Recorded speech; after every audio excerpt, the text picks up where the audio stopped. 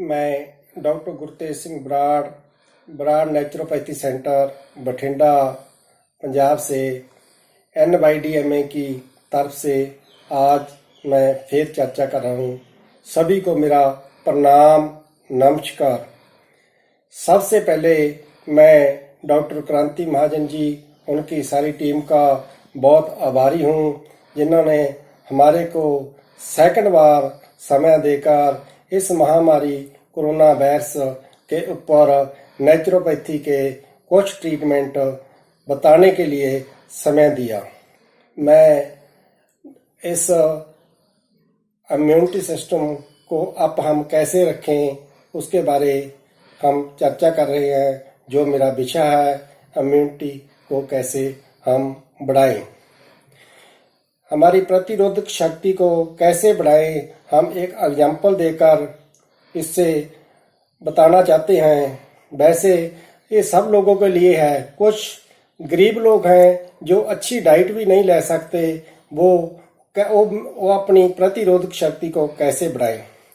मैं एग्जाम्पल देता हूँ। जैसे एक घोड़ा होता है, हॉर्स जिसको बोलते हैं, वो 24 घंटे खड़ा रहता है और कुछ समय कुछ मिनट धरती पर लेटता है, मिट्टी से टच होता है और ऊर्जा लेता है और फिर एक्टिव हो जाता है।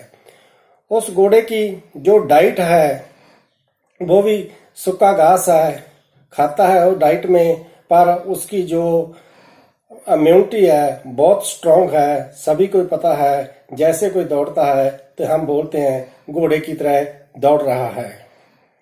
उसकी इम्यूनिटी स्ट्रांग क्यों है, इसलिए हम आपको बताते हैं। जैसे घोड़ा अपना पेट साफ करता है, पेट को क्लीन करता है, पेट क्लीन होने के बाद वो अपने एनस को, गुदा द्वार को अंदर और बाहर की तरह 30 से 35 बार खींचता है अंदर की तरह और छोड़ता है। इसी तरह हम भी अपनी इम्यूनिटी है घोड़े की तरह पूरी स्ट्रॉन्ग कर सकते हैं। जैसे हम लोग सुबह उठते हैं, सुबह उठने के बाद हमारा पेट साफ होता है, पेट साफ होने के बाद हम उसको कुंभक कह सकते हैं। हम भी वो क्रिया जो स्कुंचन क्रिया घोड़े को बोलते हैं करता है। हम लोग भी ये स्कुंचन क्रिया पेट साफ होने के बाद 30 से 35 बार करें। आपकी बॉडी में कोई भी वायरस हो, कोरोना वायरस हो, कोई वायरस अटक नहीं सकता, आपकी बॉडी के ऊपर भारी नहीं पड़ सकता। आगे मैं बताना चाहता हूँ मिट्टी के बारे में। जैसे पुराने समय में मिट्टी से ट्रीटमेंट करते थे लोग, आज भी हम नेचुरोपैथी में मिट्टी से ही बहुत सारे रोग ठीक करते हैं। मिट्टी में टॉक्सिन्स को बाहर खींचने की बहुत समर्था है। मिट्टी बॉडी को ठंडक देती है और ताज़ा पेशेंट महसूस करने लगता है ट्रीटमेंट के बाद। मैं कुछ एग्जाम्पल देकर मिट्टी के ट्रीटमेंट की बताना चाहता हूँ। पुराने समय में लोग जब किसी को सांप काट जाता था, स्नेक काट जाता था, उसका जो ट्रीटमेंट होता था उसको कुछ समय के लिए मिट्टी के अंदर रखा जाता था और उसकी जो पॉइजन है, जो सांप की स्नेक की जहर है, मिट्टी अपने बीच खींच लेती थी और वो रोगी स्वस्थ हो जाता था।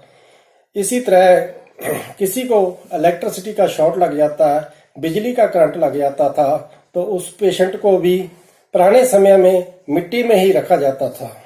कुछ समय के लिए वो भी रोगी स्वस्थ हो जाता था। एक बिच्छू की बात करूं मैं। बिच्छू जब काट जाता है उसमें बहुत ज्यादा सीवियर पेन होता है, जहां कोई मेडिसिन को भी ज्यादा काम नहीं करती। उस पेन इतना पेन होता है, कोई मेडिसिन भी काम नहीं करती जितना काम मिट्टी करती है। मिट्टी का लेप लगाने से कुछ समय में ही पेन खत्म हो जाता है। चौथी एग्जाम्पल मैं देना चाहता हूँ। जैसे एक माँ का बेटा बच्चा होता है, वो 1 महीने का होता है। बच्चा तो माँ की फीड लेता है, वो तो कोई गलत नहीं खाता। उसकी मदर कोई स्पाइसी डाइट लेने से उसके जब बच्चा पोटी करता है तो उसके ईचिंग होने लग जाती है, खास होने लग जाती है। उस ईचिंग को रोकने के लिए भी हम मिट्टी का ही लेप अप्लाई करते हैं वहाँ जहाँ उनके ईचिंग होती है।